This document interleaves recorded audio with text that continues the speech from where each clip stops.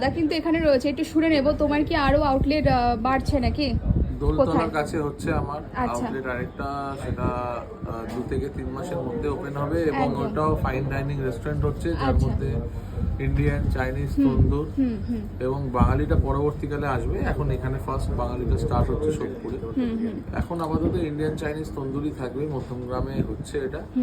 তো প্রত্যেককেই বলবো, যারা এই ভিডিওটা দেখছেন প্রত্যেককেই বলবো আপনারা অবশ্যই আসবেন আমাদের নতুন আউটলেট মধ্যমগ্রাম দোলতলাতে হচ্ছে।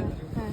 এবং আপনাদের মানে ওখানে সব রকম সুবিধা পাবেন এবং একেবারে ন্যায্য মূল্যে খাবার পাবেন। আচ্ছা, মানে বিরিয়ানির পাশাপাশি বাঙালি থালিও স্টার্ট হবে, সেটা পরে? হ্যাঁ, বাঙালি থালিটা পরে। এখন সোদপুরে আমরা স্টার্ট করে দেখছি যে কিরকম রেসপন্স। এখন অবধি ভালো রেসপন্স আছে। আচ্ছা। তো পরবর্তীকালে আমরা মধ্যমগ্রামও স্টার্ট করব। আচ্ছা, তো আজকে এত সুন্দর সাজানো গোছানো হয়েছে তোমার এই রেস্টুরেন্ট, তো এটা কেন একটু বলে এটা দাও। তো লাউঞ্জ, এখানে অল টাইম সাজানো থাকে, কারণ এখানে রেগুলার বুকিং আছে। আচ্ছা। কেউ অ্যানিভার্সারির জন্য আসে, কেউ বার্থডের জন্য আসে। আচ্ছা। তো এই লাউঞ্জ সবসময় সাজানো থাকে। আচ্ছা। এটা সেপারেট লাউঞ্জ, আলাদা মানুষ ভাড়া